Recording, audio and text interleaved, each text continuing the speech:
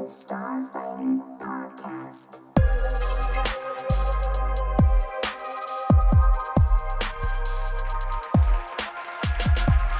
All right, welcome back to the Starfighter Podcast. We are going over episode 4 of the Falcon and Winter Soldier.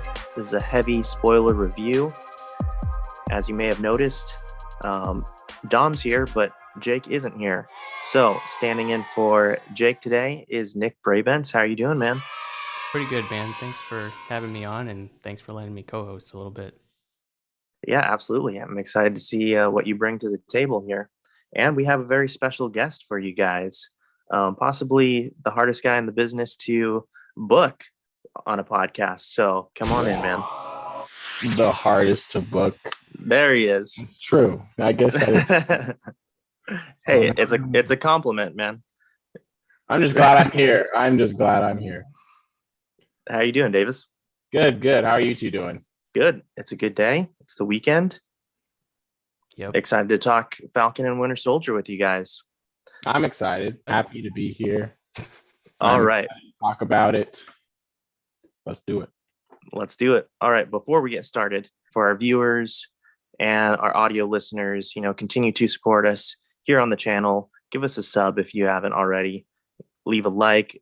Get into the comment section. Let us know what you thought about this episode. And of course, you can also follow us on Spotify, Apple Podcasts, wherever podcasts can be heard. We're out there. So continue to give us your support, especially here on the channel. We're, climbing our way up to 100 subs, and we're going to do something special for that special episode. So it'll be good.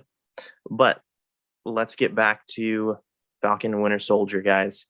This episode is called The Whole World is Watching, and definitely an appropriate title. Let's start out by giving some quick initial thoughts on this episode. And why don't we start with Davis? Yeah, I loved it. I'm just really excited to see where this goes, because now that the new Captain America has superpowers, I guess, has that serum, but doesn't seem to be taking it too well. So I think it'll be interesting to see what a Captain America maybe off the hinges might look like. Yeah, totally agree. How would you rank this episode from where we're at right now? Of the 4, this is probably my favorite. I'd say my favorite so far. Yeah, I love it. I thought it was great. It was it got a lot of the storyline rolling, and you got to see sides of people that I think that we haven't seen yet. That's what I saw. For sure. I really enjoyed the episode too. I still think last week it was the best in my opinion, but then I'd probably put this one in second place. I really liked it as well. I think we get kind of like what Davis was mentioning a little bit, definitely get some good character progression here. We'll talk more about that for sure, with Bucky and Sam, with pretty much everybody. I mean, that's something that they've done really well, balancing out all these different characters, because there are a lot of characters to get invested, even besides the two obvious, Sam and Bucky. But yeah, it was really good. Nick, what was your thoughts? I really like this episode. I think 3 and 4 are probably both my favorites. I'm kind of tying them because I feel like they really flesh out the character of Zemo a lot more. Yeah, I agree. I really like Zemo's character. I like the fact that obviously, he was a bad guy, but now he's helping Sam and Bucky, and just like obviously the whole dancing bit. I don't know if you guys went over it, but they released like a Zemo cut. Zemo cut. Yeah. I saw that. Man, that killed me. But anyway, like, I think in this episode, it's you really get to see how smart Zemo is, and just like how he just thinks through these different, like just planning, and also being able to kind of like, I guess, have some leverage too. But we'll go over that later. But yeah, episode 3 and 4. I think are really good, and I like the fact that Zemo is kind of like this anti-hero. You can't really tell if he's good or bad, but you see a lot of good points in him too. Yeah, he was awesome. But yeah, we can get right into it, guys, with our breakdown. Let's go ahead and start with the opening scene. So we pick back up where we left off in episode 3, Bucky and Chief Io, and we get this flashback scene where Chief Io is helping Bucky. They're back in Wakanda. like sitting around a fire, and she's helping him get past like the mind control that he was used to from Zemo, and she's actually saying the words, that would normally control him. And I thought this opening scene was pretty intense and definitely really emotional, packed that punch. And I mean, Sebastian Stan, like, I think he's just really showing his acting chops in this entire series. But yeah, I felt, his pain when he was crying, but also he almost starts to smile a little bit towards the end because he realizes that he is getting past it and that he, like she says, you're free, James. And also we'll talk a little bit more about the two of these characters later on, because I think that we see kind of a glimpse at a stronger relationship here. I think at the least that the two of them have like a really close bond and close friendship. So we'll probably get into that more a little bit later. But yeah, I thought it was a great opening scene. Davis, what did you think about this? I thought that was very powerful.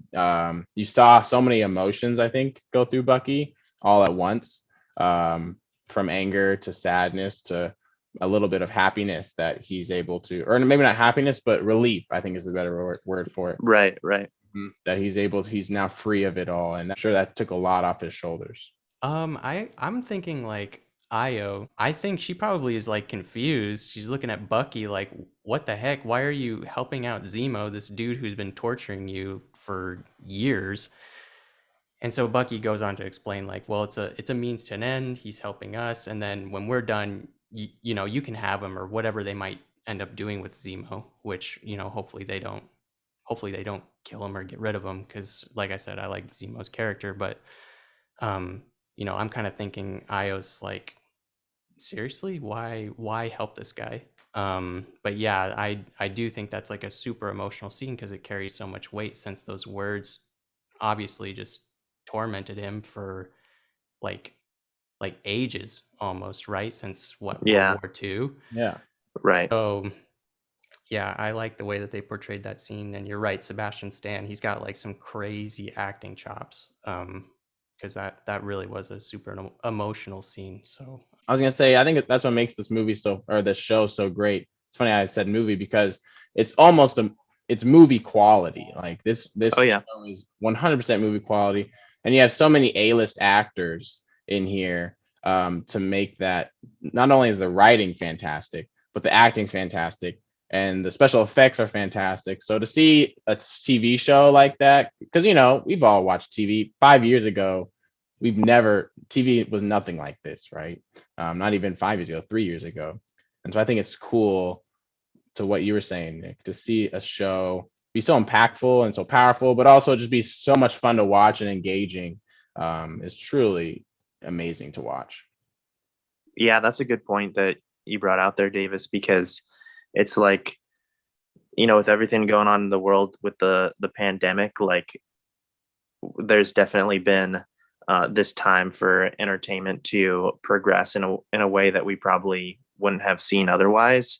Because as you mentioned, Kevin Feige, he's given us movie quality in our shows right now with Marvel and Disney, and then we start to, not to get too off topic, but we start to see these streaming services, they're pushing for not only to get back to theatrical releases, but to have these big releases on streaming services more now too, because I think it just covers all their bases, to reach their audience.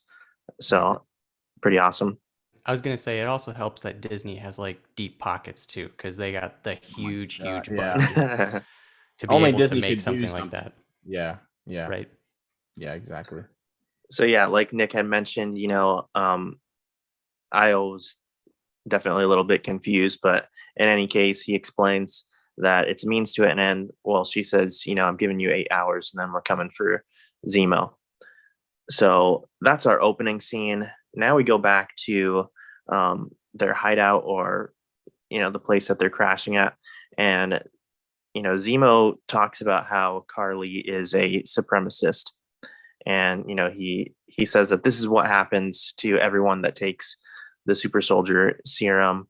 He gives the example it leads to Nazis, Ultron, and Avengers, and obviously he's saying that because he has hate for the Avengers. um and and then the guys are like, what about Steve? And he's like, well, touche, but he's kind of the exception here. Like, there's never been another person like Steve Rogers. So the question I want to throw to you guys is, what do we think about these ideas and points being made that I feel are ultimately the backbone for the show, when it comes down to this conflict in our heroes about moral integrity? Nick, what are your thoughts? I feel like the show is kind of leading you to believe that all these different factions, like their main goal is power and control. Obviously, with Ultron, he Yeah. did want to wipe out all humans at least, but because of that overwhelming power that he had, and he wanted to gain that control. And to the same effect, I feel like the Avengers, even though they're good and they want to protect people, they do have like traits in them where, like, obviously they're powerful, right? Some of them are superhuman and very smart or very skilled. But again, the one exception is Steve, because he always wanted to he just wanted to like do his job, right? He just wanted to protect people. He didn't do it for like money or fame or even power or control. Like, he even knew he was very powerful being a super soldier, but he wanted to do good for others without any of that personal gain. So yeah, I mean, it's so funny that Zemo just kind of says like, there's never been another Steve Rogers. But yeah, I feel like that's kind of like his portrayal of, if you have this type of power, you'll probably end up wanting some type of control. Yeah, good points. Davis, what do you think about this running theme about moral integrity? Again, I think we're kind of seeing it from all different angles, and they're giving us glimpses when it comes to the way Sam and Bucky conduct themselves, and then the contrast with how John Walker is conducting himself. What are your thoughts? Yeah, well, I think first off, when he talks about the supremacists and how they act, and how there has never been another Steve Rogers, is definitely obviously a foreshadowing, if that's the right term, to what we obviously were seeing to come. And so when we did see the new Captain America, right, John Walker, we see how power has overcame him. But I think it's interesting to see that even Zemo sees what life really is, right? How it really is. Whereas it might be this one anomaly where Steve Rogers is maybe the one exception. Zemo can see, well, clearly that's only one time. So it's like, in the grand scheme of things, that's rare that would ever happen. And I think it also shows more of Zemo's reasons for why he wants to stop the mass production of this serum too, because obviously Zemo has his own motives. We don't know his exact motives, but I'm sure they're not completely aligned with Bucky and Sam, but they're somehow aligned in a way. So I wonder if it's Zemo's with them now to help him get rid of this serum, because it'll affect him in the future with whatever plans he has going on. With a bunch of super soldiers going around, he might not be able to do what he wants to do. And so they have this common enemy for the time being, to get rid of this serum. So going back to conflict and moral integrity, Zemo probably doesn't even have that great of moral integrity, but just because it all lines up right now, he's just with them for the time being. So I'm excited to see what happens in the future, and to see whether Zemo, changes heart a little bit, or just gets even worse, or what he does. Yeah, great points.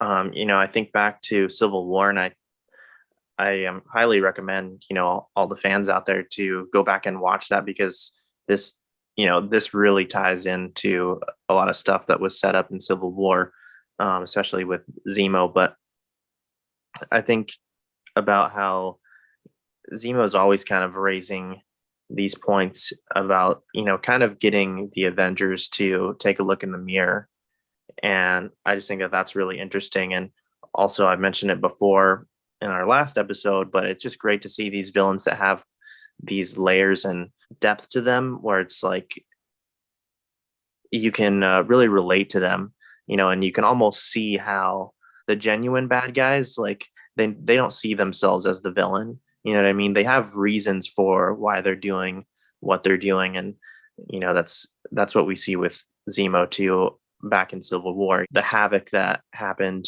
in one of the battles that the Avengers were involved in ultimately killed, I believe he said his wife and I think his son. So yeah, just really interesting to see these layers to our villains, and hoping that Zemo sticks around longer. Maybe we'll even get a season 2 and he'll be in that. But yeah, I guess we'll just have to see. Can I predict something?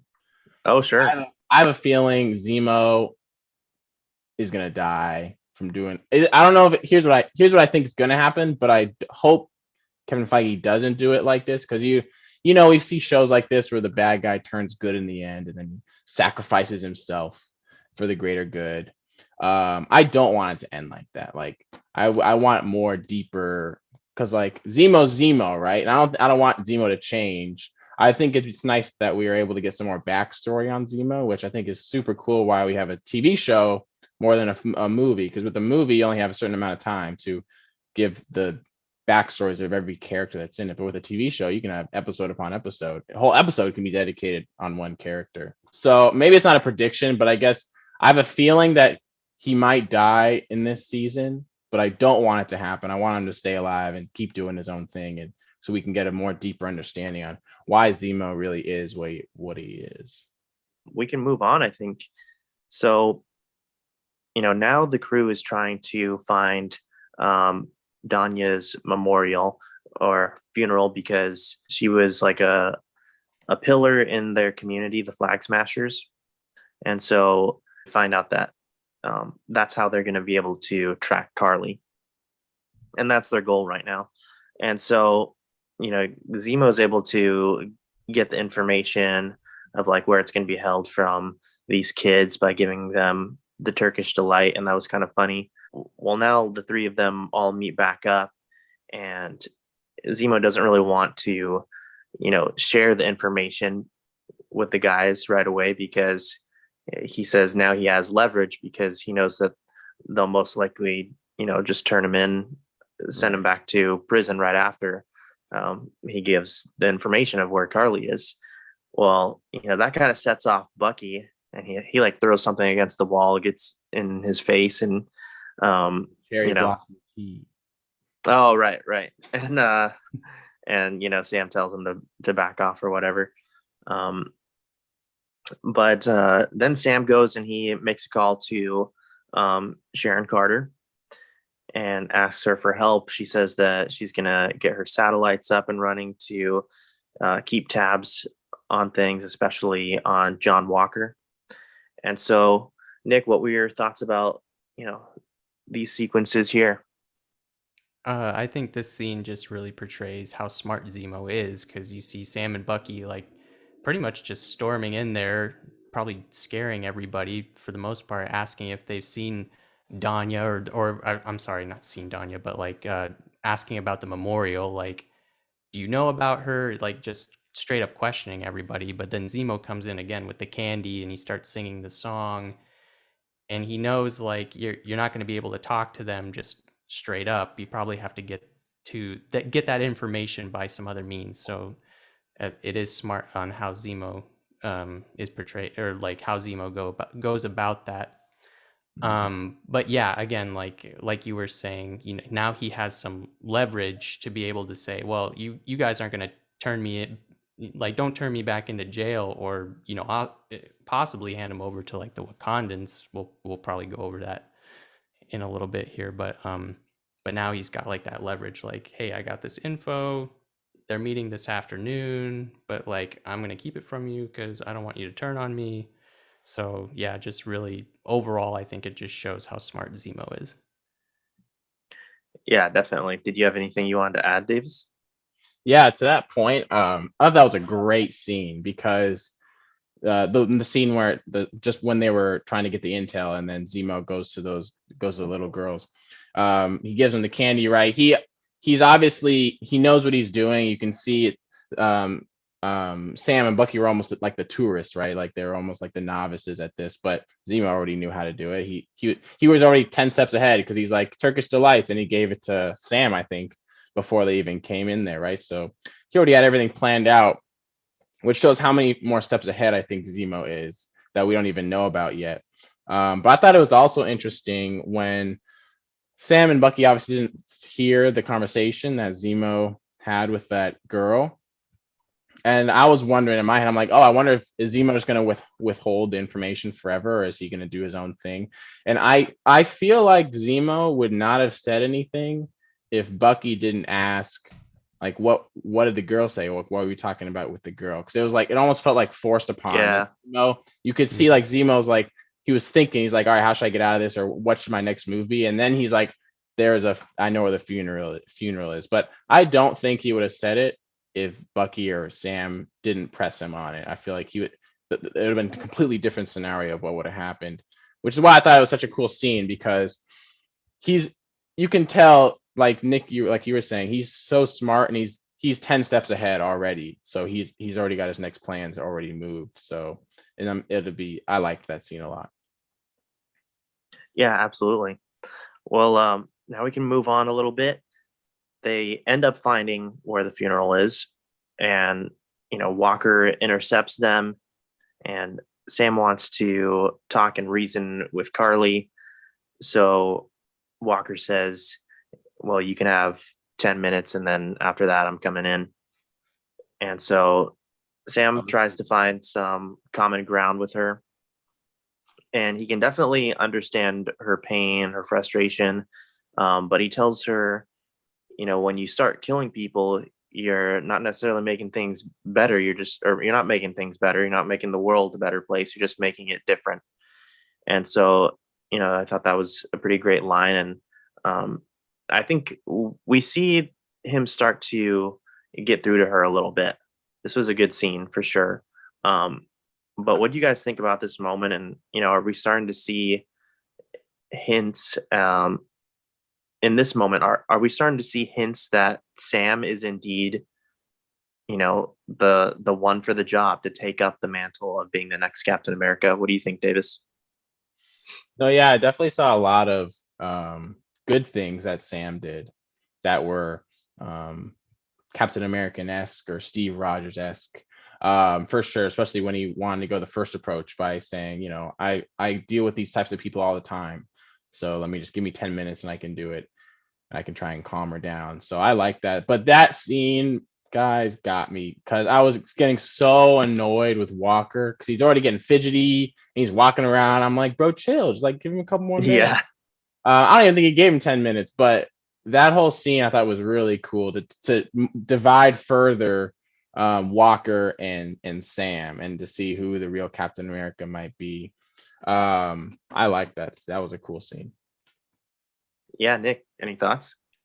Yeah, I mean, I agree with you, Davis. I didn't really think about that until now, how it really does show a true divide between Sam's personality and John Walker's. I hate John Walker as a I'm sure he's a great person, but like his character, man, is terrible. I don't like him at all. In a good way, though. In a good way, though. Right, in a good way. Yeah. But yeah. Anyway, Sam, like it's interesting that to what you both were saying, Sam is definitely portrayed as having like the right personality to become the next Captain America, but I still feel like, personally, I feel like he still questions his ability to truly be Cap, because of yeah, definitely. He says to when he's talking to Carly, he says, hey, I agree with what you're doing, but killing people is like not the answer. So I feel like deep down he's almost like saying, I don't fully agree with what the GRC is doing. He could even be questioning like being labeled as an Avenger at this moment in time right now, in my opinion.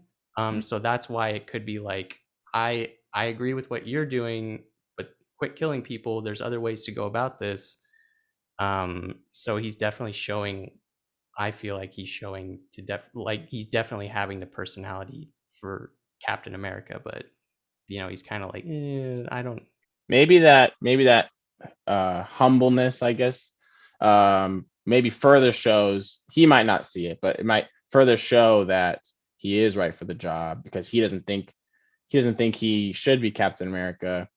I think that kind of goes in line with when Steve Rogers wasn't they didn't pick Steve Rogers because he was a good soldier, right? Because he was just a good person. So he wasn't going out trying to become someone he's not. They gave it to him because of his personality. Same thing with Sam, right? He's not trying to force his way into becoming Captain America.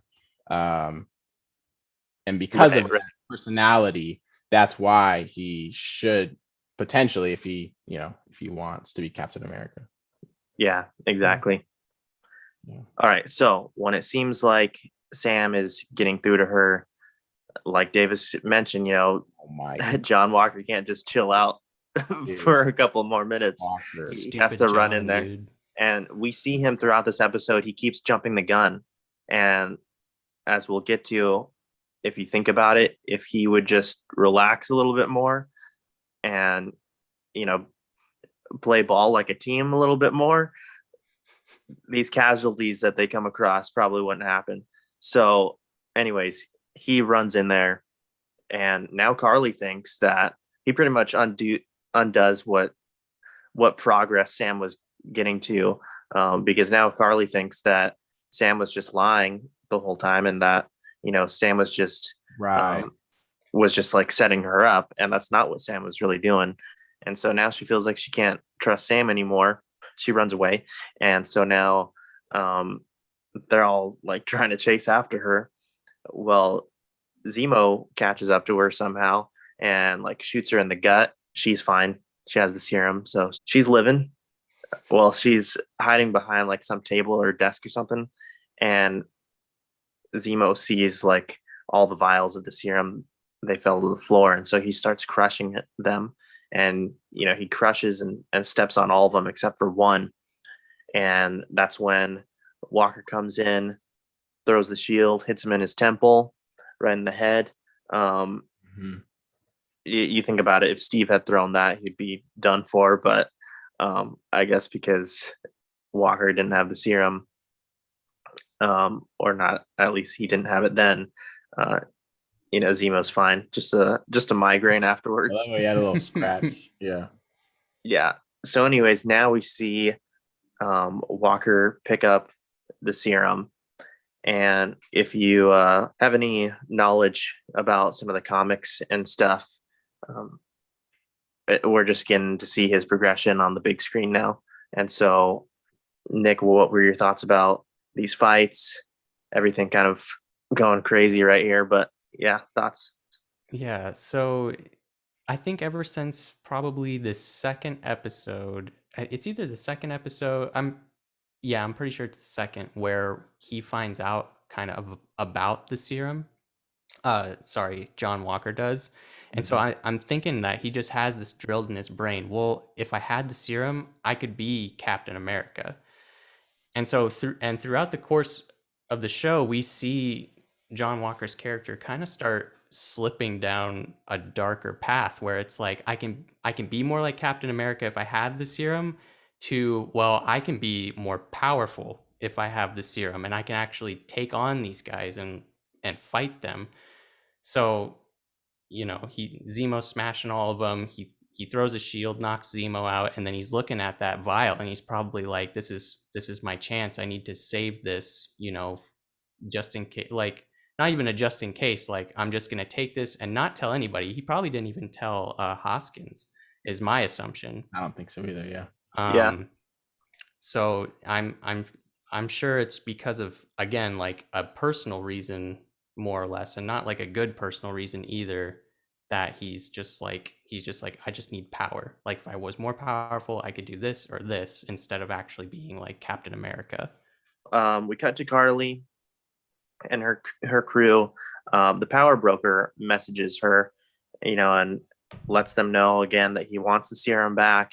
Now the group is kind of like freaking out because they feel like they're trying to fight two battles here, and they really can't. So Carly's like, okay, well, I'll deal with the power broker when we get to that. But what we need to focus on here is splitting up these other guys, and we need to take out John Walker. So that's their goal right now. Well, back at the hideout, Zemo asks Sam if he ever had the chance to take the serum, would he do it? Sam quickly says no. And ironically enough, this is shortly after that is when Walker busts through the door and Hoskins. And he's like, all right, you guys are done. We're taking Zemo. Get out of our way, basically. And Sam's like, the only thing that you're doing is just running your mouth way too much.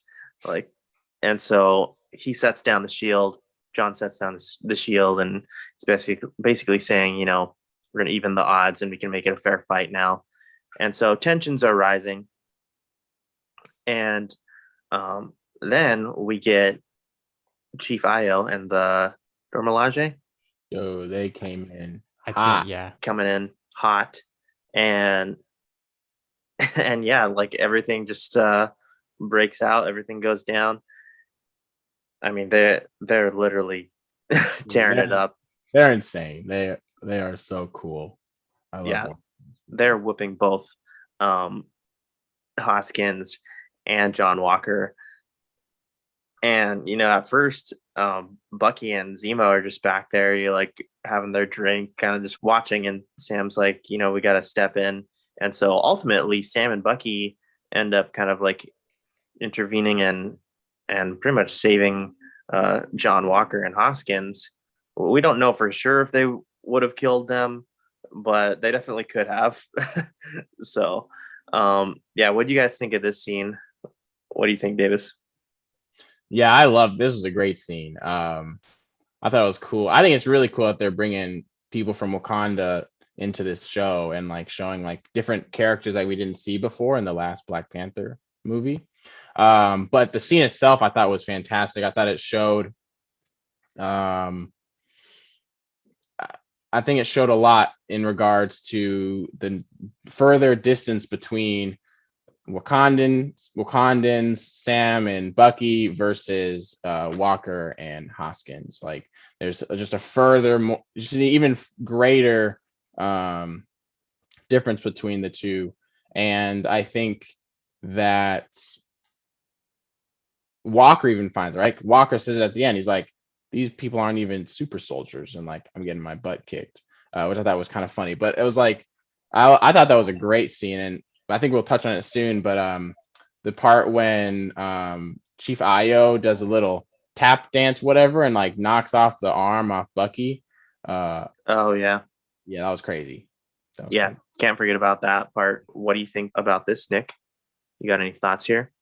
So kind of going back towards the beginning of the scene when John and Hoskins both come in and they're like, hey, we're taking Zemo. And that little conversation between Sam and John is kind of interesting because John's acting all cocky. I feel like at this point he has taken the serum. Otherwise, he wouldn't have done this. And I feel like you can kind of tell that Hoskins at this point feels like something is off because there's like a brief moment where you get like John starts going back and forth with Sam, and John goes, oh, well, let's make this a fair fight. I'm going to take my shield off. Mm-hmm. And it's like the camera zooms in on Hoskins just for a split second. You kind of see him give this facial expression like, why is he being so cocky? Like that's kind of what I got from it. So I feel like John had taken the serum and he sets the shield down. Then all of a sudden he gets whooped by the Dormelage.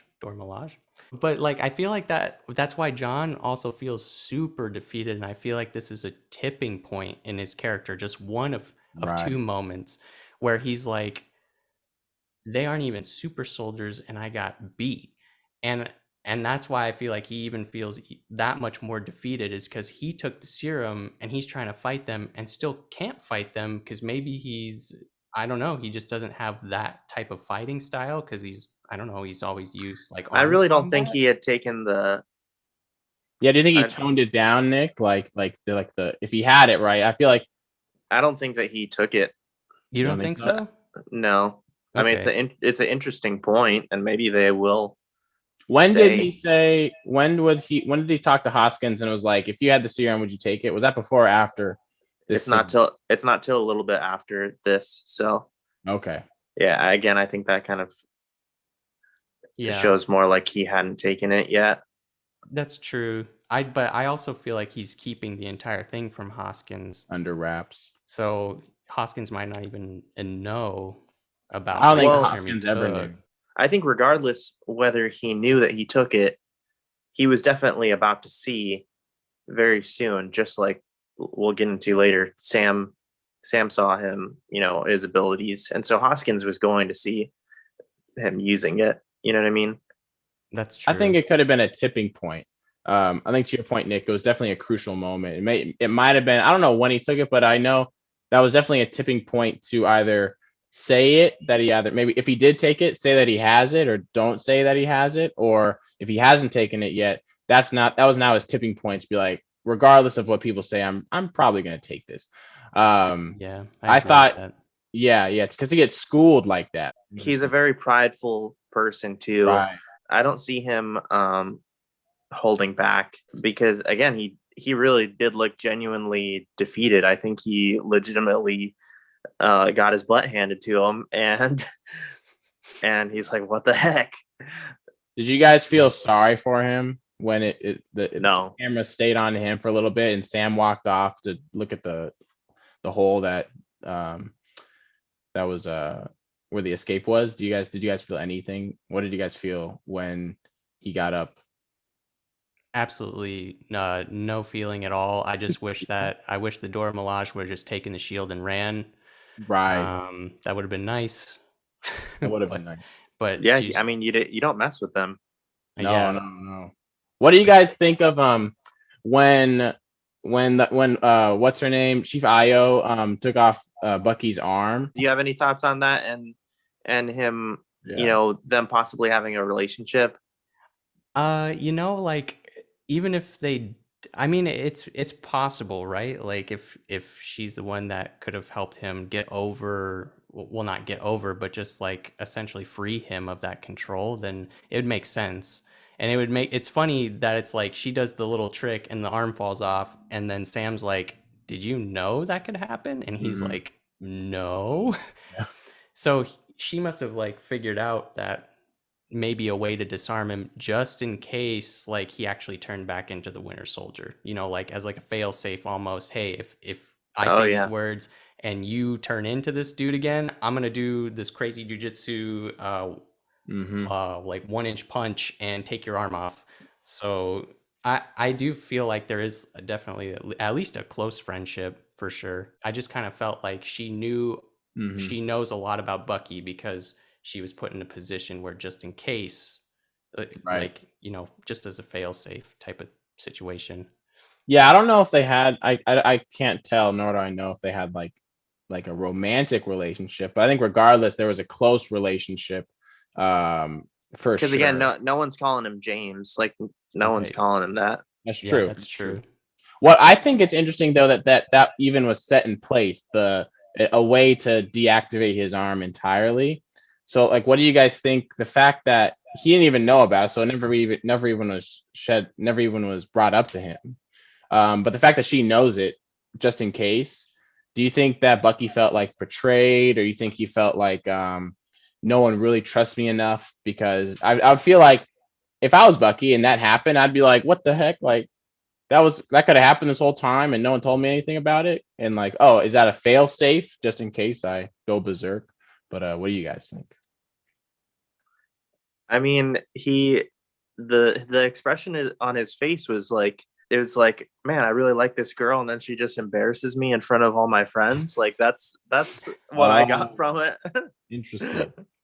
That's funny. Yeah, I didn't really think of that. I just kind of thought like he was like, I didn't even realize that was a possibility for my arm to come off. Essentially, I just thought he was in pure shock. Yeah. So I felt he looked ashamed and embarrassed by it.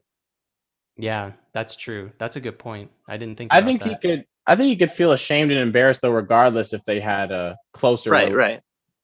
I just thought it was interesting that even was a he didn't know about it, and that's even a thing, right? I feel like you wouldn't do that unless you have a little inkling in the back of your mind thinking, just in case he goes off again, we'll just incorporate this little 3-tap motion and it'll just knock his arm out. I think he's also feeling bad just for the fact that in any case they have some kind of close bond, and now they're at odds with each other, which he probably never imagined they'd be like fighting each other, right? So I think that's one of the big reasons why he just feels bad and upset about it. Yeah. Okay, so now we get to this conversation between Walker and Hoskins, and John asks Hoskins if he would take the serum if he had the chance, and he's like, heck yeah, I mean, it's only going to like strengthen you and make you more yourself. He's like, for Carly, it made her more like who she really is inside. For Steve Rogers, made him more who he really is. That was kind of his mindset, right? And obviously, the gears are turning for John when all this is happening here. And there was mention of his 3 medals of honor back in the war, and John says that was like the worst day of his life, and he says something to the effect of the things that he had to do that day, or the things that he did that day, definitely didn't make him feel like a hero. And I think we're getting hints at him making big mistakes in the past, and not just like he slipped up here and there. I think something pretty bad, to where again it's just foreshadowing his real motives and this conflict, and like Nick had mentioned, going down a darker path. But Davis, what are your thoughts on this? I thought this was almost could have been a turning point, because he's like, this is the first time that I feel like I'm doing something good, right? He's like, I had my 3 medals of honor, but he does not think of those moments as good moments in his life when he was in Afghanistan. However, he thinks of Captain America putting on this shield. He said that he's like, this is a one time in my life where I feel like I'm doing something good. So I feel like deep down, he wants to do something good, and he wants to be the Captain America people want. He thinks this serum will help with that, but that's not the right thought process. The serum's not going to make him become a better Captain America. He thinks that, and clearly he's going off rails in the future of the episode. But I thought of it differently than what you guys just mentioned. I thought of it as a turning point of, he really wants to do good, and I think he really thinks of himself as good, but he has all these flaws in his past that changes his mentality and his thought process in a bad way. Yeah, I can see that. And I mean, I don't think that all of his motives are bad. And I think we have seen glimpses of good as well in him. But there's definitely, this pride and sense of entitlement. And it's just kind of this thing where Steve didn't want to be this icon. He didn't seek after, how can I be this example to everybody? How can I be this iconic figure? He just tried to be a good person, and his desire was to protect people. But then we see that John Walker does have this desire to be that icon, to fill this role, and he said in the last episode that he wants their respect. When he like pushed that guy up against the wall, the husband that took in the Flag Smashers, he was like, don't you know who I am? That was just like so out of left field. Like, that's just so not Captain America, you know what I mean? So those are my thoughts. Nick, what do you have to say? Yeah, well, I actually agree with what you were saying about how he is prideful. Again, that wasn't really a thought that crossed my mind until you brought it up, and it's like Steve Rogers would never say anything like that. But on this scene where they're just talking about, like what you were saying, how power makes a person more themselves, Hoskins saying that to John. He starts listing off people. He says he lists Carly and Steve, but then John says, and me, which also got my mind thinking, well, maybe he did take the serum before the fight with the Dora Milaje. But again, that's like my opinion. I have no idea if that's true or not. But yeah, I also agree that John does want to do good. I mean, he states that, like, everything that he's done in his past, taking on this role feels like it can almost like atone for the things that he's done in his past, which hopefully like a little bit more will be shed on that in maybe the form of a flashback, so that we kind of get his character arc a little bit more developed to understand, like, okay, maybe John actually doesn't want power for this selfish reason. Maybe he actually does want to try and be as close to truly like Steve Rogers, Captain America, as possible. That really is my thoughts on it. I think you think of like I see your guys' points. I think though the way he said it, and then like Nick you were saying, where he's like, where they had the two polar opposites, right? Charlie and you had Steve, and he's like, in me, like, it was, I thought of it more as like formulated as more like a question, like, where do I fit in all this? And I think he's trying to navigate his way into picking up the mantle of Captain America. Granted, it might not be the best way, because clearly we can see it's not going well. But I think he's trying to figure out how he can be the best Captain America he can be. And he's trying, I think he really, deep down, he really wants to do good. But even though he wants to do that, he has all this big baggage that he's got weighing him down and has him thinking of things maybe in the wrong way. But it's funny, that's kind of what a villain is, right?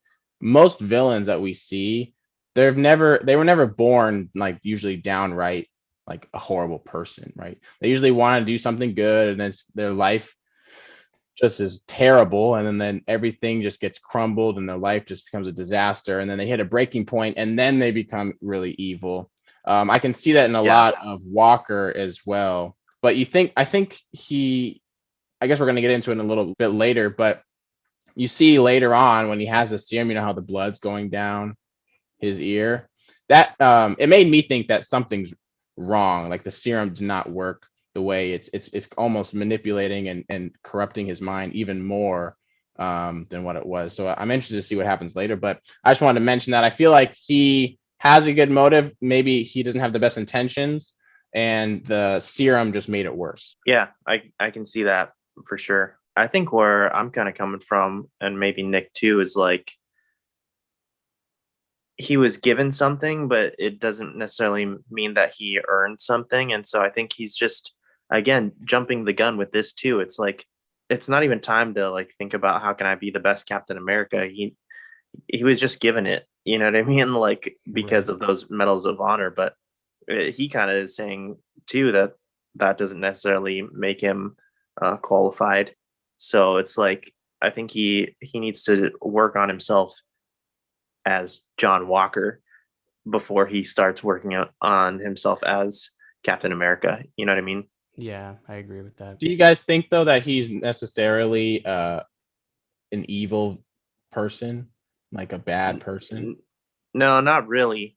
But again, I think, and maybe we will see, like Nick mentioned, in flashback scenes. I think whatever happened in the war on that particular day, I think could possibly be foreshadowing what we're seeing now, especially towards the end of this episode. Right. More wrong motives. Yeah, I actually, really quick, I wrote down a point, like, as like kind of a hypothetical, if they do a flashback, like it could have been this moment where he could have had to kill, unfortunately, innocent people to win a battle in Afghanistan to be declared a hero in the US, while the Afghani people would be suffering. So it's like, how much of a win is that? You give me, the US gives me 3 medals, but look what I had to do to unfortunately get those 3 medals to get the job done. So yeah, again, to what you both were saying, he's carrying this baggage, and he's probably hoping that taking on the, like, it was given to him, but he's hoping that, like, being given this role, he can try and atone for those things. Yeah. Yeah, and just his mindset, and a little bit similar to Carly too. He goes about things the wrong way. Again, in last episode, I believe, he was telling Hoskins how they could just cut some corners, basically, and to accomplish their goals. And Hoskins is like, well, you don't think that the authorities, the officials will be upset about that? And he's like, all they care about is the job getting done. It's not the how it's getting done. Yeah, that's just Another foreshadowing. yeah. But I yeah, think he does a great job at portraying Walker in that way. I think everyone's Yeah. getting hate, on social media. But I think he's doing a fantastic job in this role. Yeah. Oh yeah, and I mean, I would hope that like this figurative hate that people are giving him is for the character. Like the actor is playing the part really well. All right, so we get to scene Carly calls Sarah, Sam's sister, and she wants another opportunity to meet up with Sam. But after what had happened just a little bit before this, she doesn't know if she can really trust Sam. And again, here's Carly going about things all wrong, threatening Sarah and the kids in order to get a meetup with Sam. So Sarah tells Sam, and he tells her, take the kids, get out of town. I'm going to handle everything. So Sam and Bucky meet up with Carly again.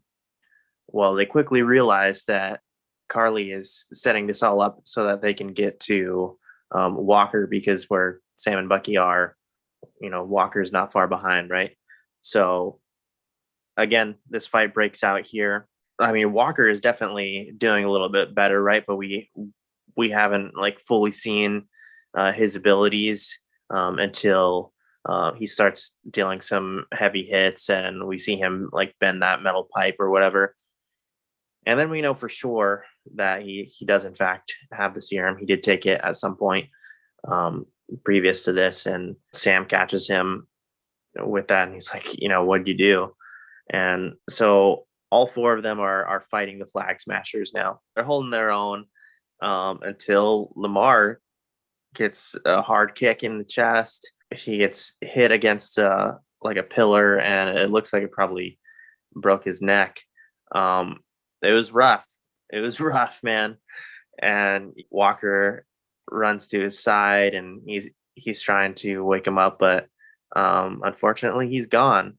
And it's like that moment, like almost like in the back of his eyes, like we just see him snap, and he's ready to just go off the rails. But this moment, guys, and this battle, what were your feelings here? I think that there's like just a genuine worry at this point. I think you can tell that Sam understands that he took the serum when he bends the metal pipe pretty much right, not like in front of him, but Sam sees him bend the metal pipe and sees the guy fly through the door and hit the wall. So Sam's probably thinking like, oh great, so now we've got like this even bigger problem on our hands.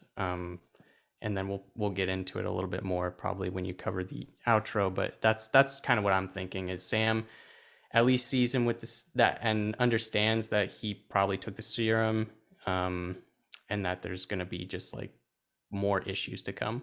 Yeah, Davis, did you want to touch on anything here? Yeah, I thought the beginning was very suspenseful of this scene, right? Because like you were saying, we're just waiting to see if either he took it or he's about to take the serum, or what's really going on when they're going up the stairs, and then Lamar leaves.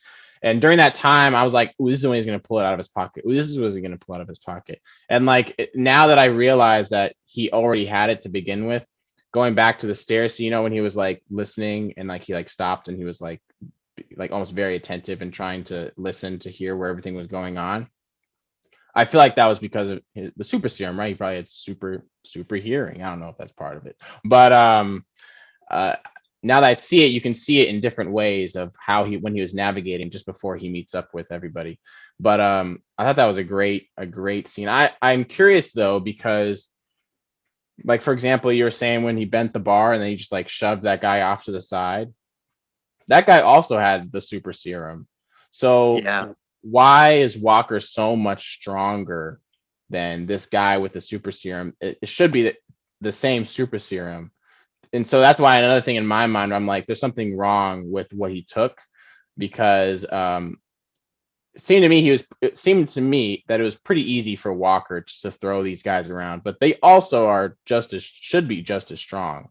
Well, but I think maybe it could go back. I mean, Walker does have training. We don't know how much training these guys have in fighting. I think all we know is that they have the serum, but do they have the training to back it up? I mean, Walker's a military man, so we at least have to give him that. Yeah, I agree with that too. Good point. Yeah, that's true. But yeah, I mean, he definitely gets the upper hand on a lot of those guys, and who knows, maybe we will see that too. Like what Davis is saying, maybe we will see that there is something off with the serum, its effects with John Walker. That could be interesting. Almost, it kind of makes me think of Abomination a little bit. If you guys remember him in the Hulk movie, Yeah. something kind of like that. But Yeah. Forgot about that. Yeah. Yeah. So Yeah, that's a great example. Abomination. Yeah. Now I think about it. So let's get to this final scene, guys. It's honestly pretty intense. It's kind of chilling too, but you know he's chasing after them. Walker's chasing after the Flag Smashers. He's really trying to catch Carly. He ends up catching one of her friends, and you know he hits him to the ground. And the guy has like his hands up, you know, like it wasn't me. I didn't do it. And we get this scene where Walker, you know, holds the shield up above his head, and immediately, I don't know if you guys caught it, but immediately I went back to Civil War, where Captain America, you know, Steve Iron Man.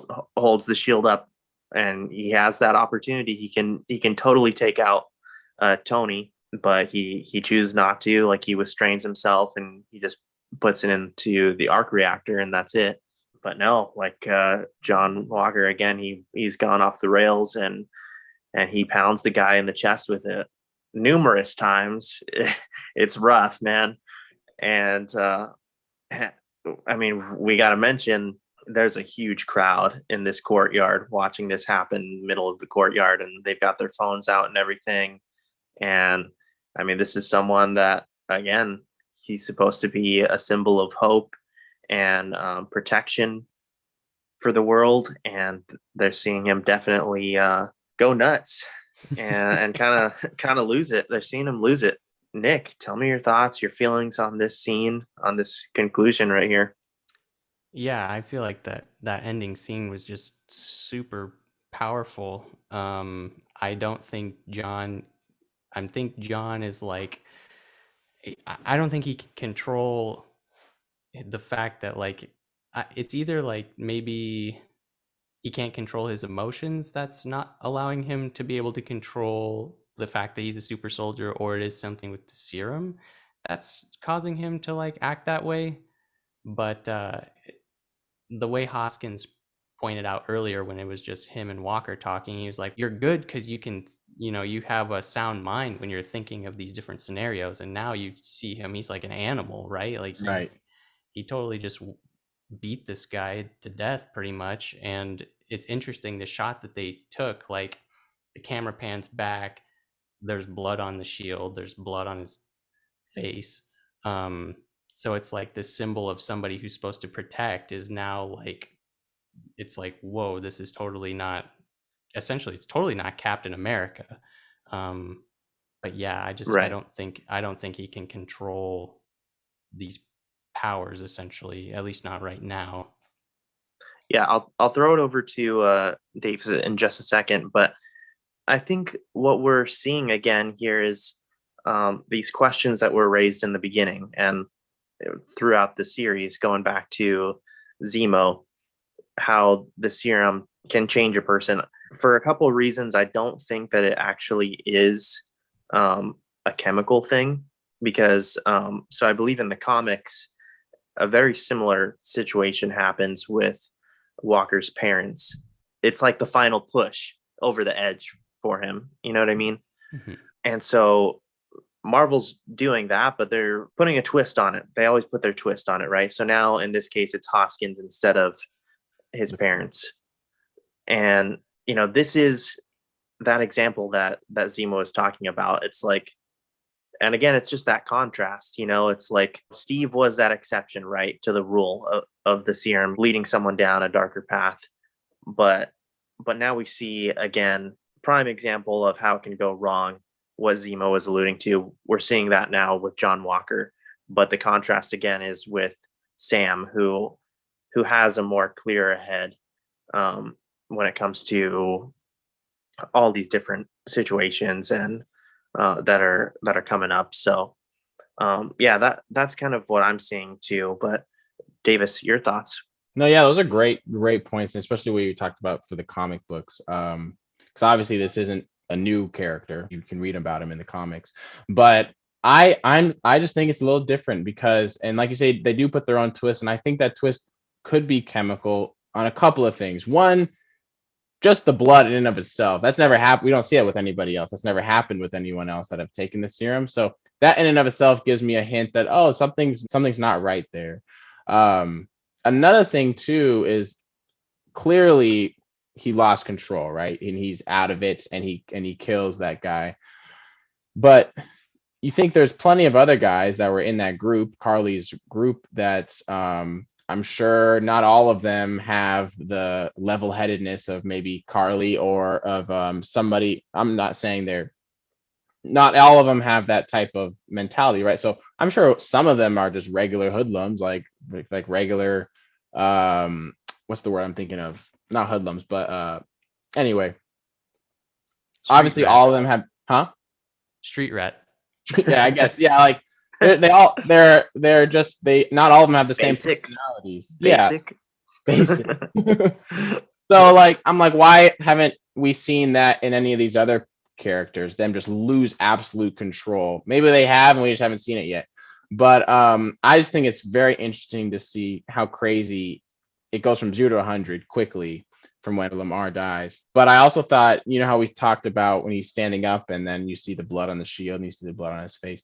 The first thing I saw was just before that scene was when he has his star right here, of the Captain America star, and it's like all perfect and nice and pristine, and then you just see like this little bit of blood coming in, like almost like symbolizing like Captain America, the symbol right there is being tarred and deteriorated, and that's the start of it all. It's almost going to engulf the entire symbol in and of itself, and this is just the start of it all.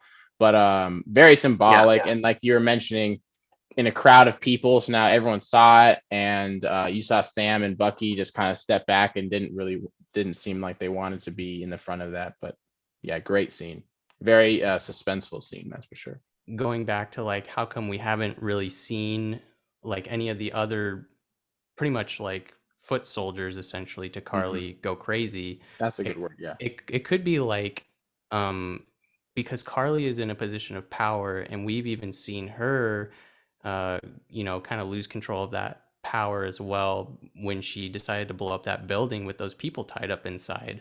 And even one of them looked over her and was like, why was that even necessary? And she said like, these things sometimes have to be done.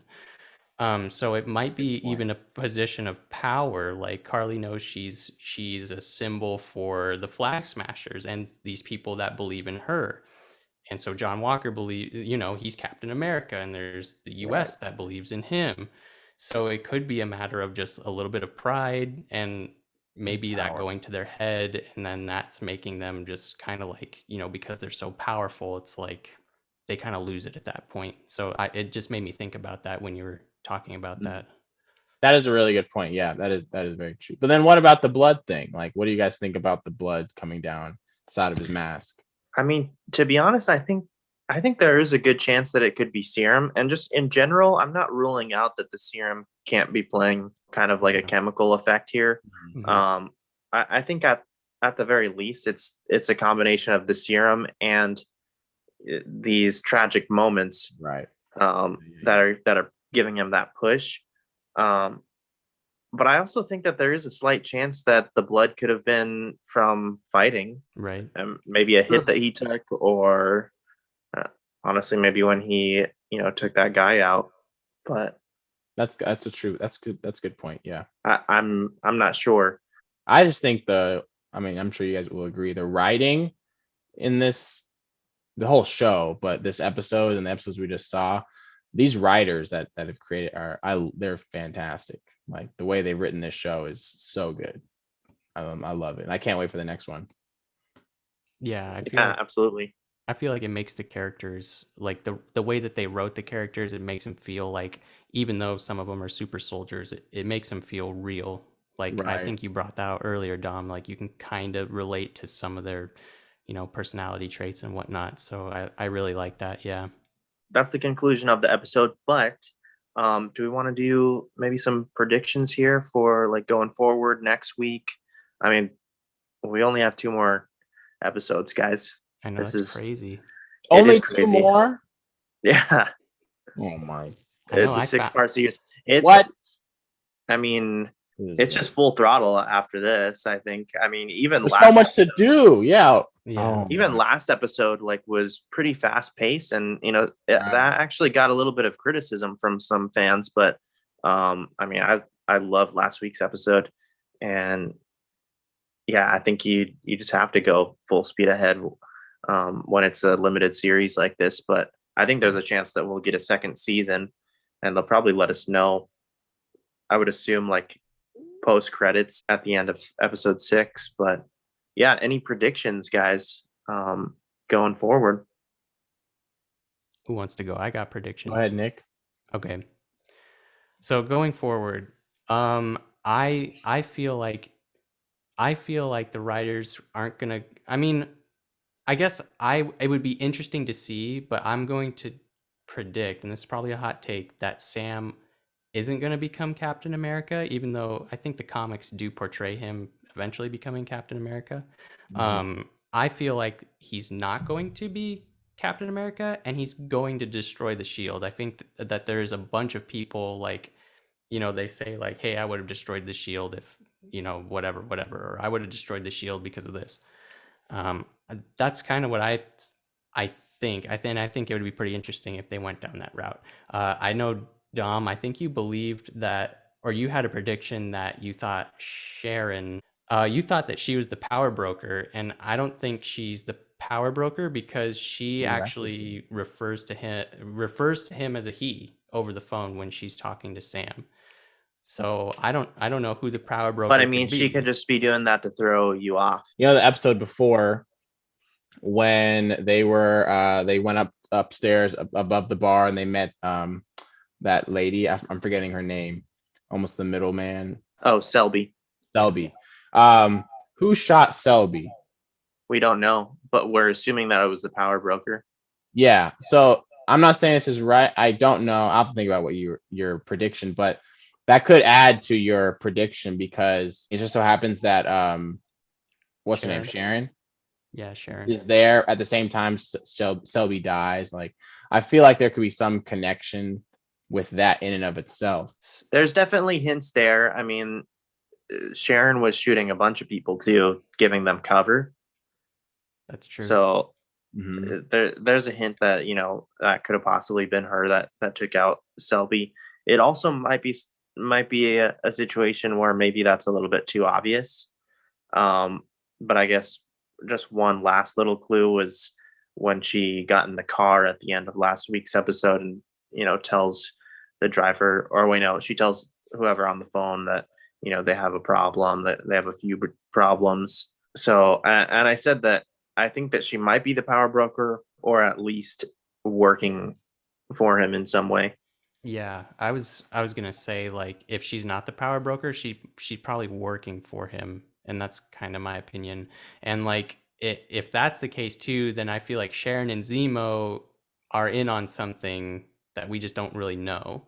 And so hopefully, maybe I'm sure obviously it'll get resolved, but maybe we'll find out in like episode 6 or something like that. Another thing that I think is because tons of people are videotaping this moment of John killing a flag smasher. So I'm going to assume that's going to be circulated everywhere. And more people are probably going to want to become flag smashers because, and possibly hate the Avengers at this point, since he carries that representation of, of essentially Steve Rogers or of Captain America, and B, I feel like the U.S. might even rethink their decision on John being the new Captain America. Like they might even tell John, like, you need to step down. This is not what Captain America is supposed to symbolize. Like you cannot do that. And John probably, and I feel like John, if that's the case, won't give up the shield. Like he'll probably be overcome with power and just like wanna try and keep it as desperately as possible. So that's kind of like what I think might happen going forward. Do you think, Nick, with that in mind, do you think that Walker will be the last episode villain per se? And do you think Carly and Sam and Bucky will team up to defeat him? Or do you think it'll be switched with maybe something with the power broker or Carly being the end goal? I can picture Carly and Sam and Bucky teaming up to take down John. I can also kind of picture, and this might be like way out in right field, but I can also picture possibly the four of them having to take on the power broker in some way, and possibly, you know, Sharon in the mix of all that if she actually is working for the power broker. Mhm. I'm not really too sure, but I can picture that. I can picture what you're saying, Davis. Yeah, I'm curious to see because there's a lot of angles going on as we can see in these episodes. And I don't think there's a clear. Every movie, you know, you think of a movie has that one villain, right? You had Thanos that's the villain, right? Even though maybe the episodes behind it, in the movies before, he was kind of behind the scenes, but the main person was Thanos. So I'm curious to see if there is even a main villain that they're trying to defeat, or if it maybe might trail off into another season, or if some twist like that. I think it'll be interesting to see. Yeah, it's interesting because I don't feel like there is a true villain. You know, Yeah, the show does a good job, I feel like, of portraying that there's not really a true villain. It's just there's totally. people with motives, and there are some people with the certain motives that are just doing bad things to accomplish the goal. Yeah, I mean, that's something that they did in WandaVision too, where it's like, you know, they're stacking all these different names on top of each other of potential villains, right? Right. Potential bad guys coming in. And we see that, you know, they're doing that here too, in this show. But I think for me, yeah, Power Broker's got to be introduced here pretty soon. no, I agree. Yeah, I'd say probably last episode. It's just crazy how there's only two more episodes. Feels like yeah, there's kind of a lot is happening, but there's also still so much more that could happen. Yeah, I think depending on the setup, I think the power broker is going to be revealed in the next episode, even if it's right towards the end. I have a gut feeling that that's what's going to happen. I could see that. You have any predictions, final thoughts, Davis? Yeah, maybe a couple to one, not to bounce off kind of Nick's prediction. You were saying, Nick, that you think Sam won't even take up the mantle of Captain America and they might destroy the shield entirely. Um, that could lead into what we know in the comics, you know, as the next Avengers or the young Avengers, right, of the next generation. Because the next generation of Avengers, the Captain America, I forgot his name, but he doesn't have Patriot. Patriot, yeah. He doesn't have the Captain America shield. It's something completely different altogether. So that could definitely happen, and that way it'd be a whole new shield altogether. Just something I was thinking about correlating it. But predictions, I think either Zemo or Walker will die by the end of this season. I think one of those two will be dead. I don't know how it'll happen, but I have a feeling one of them got to go. Yeah. So for me, I don't really see that happening as far as destroying the shield, but I think that it could be really interesting. I think I could actually end up liking that. So yeah, that's really interesting. We'll see. We'll have to see. I do also think, like Davis had said, that they are definitely setting up the Young Avengers at some point. I mean, we see them setting up Young Avengers like with Eli. Right. We saw him in in episode 2, I believe. Hawkeye's daughter. Right, Kate Bishop. Who else? There's multiple Ant-Man. people. Isn't Oh yeah, Ant-Man's daughter in Ant-Man's there? daughter, right? I think so. Wiccan and Speed from WandaVision. So we could definitely see that. But I've also heard that we also could be getting like a Dark Avengers type of storyline too. And I can really see that happening as well because of, again, just going back to all these points, the conflict that Zemo is bringing up. Look at what happened with Wanda too. I mean, she definitely went down a darker path as well, and I think that storyline is going to continue. I think we're going to see, more of our heroes have this conflict, and the audience is really going to have to examine, their motives going forward. Yeah, for sure. It'll be interesting. A lot of things are going to happen in 2 episodes, so we're looking forward to it. I think we wrapped it up pretty nicely, guys. Yeah, I think This was I think great. it's been good. Thanks so much for coming on, Davis. Did you have any plugs? Anything you want to shout out or anything you're working on? Let me think. Yeah, I guess follow me on my photography account, Davis Axtman. I'm doing some more photography these days, doing some shoots. And then other than that, I'm just a regular Joe. Yeah. I'm just happy to be on here. It took like way too long. So yeah, man. Please come back anytime. Yeah, it won't be till next year, but it'll happen sometime. Yeah. No, I'm happy to come back again. I'm excited. Awesome. Yeah. Well, I think Nick is going to take us out actually, so that'll be nice. That'll be fun. But a quick little plug for my music. Actually, I have a new song coming out here soon. It's the first song release of the year. It is dedicated to my brother Elijah, so you can look out for that. And that's Moon Heist on Spotify, Apple Music, all the platforms. So yeah, you can stay tuned for that. And Nick's going to take us out here. All right, here we go. So thanks for tuning into our show today. Slap the like button if you enjoyed the video. Slap the sub button if you haven't already on the Starfighter podcast. You post every Friday, Saturday, so look for that. Check out Dom and Jake on the Stereo app. Wednesdays at 6, we do live stereo shows. Follow us on Stereo because at random times we'll do shows. Nick and myself have done some, and it's just an amazing app. A lot of fun. They talk about gaming, Star Wars, Marvel, as well as the occasional hot takes on burger debates. So again, we talk about everything, like anything you guys want to talk about. Yeah, it's there. So old crusty Star Wars games, you name it, dude. They're talking about it. So we'll just catch you paisanos in the next one. Bazinga.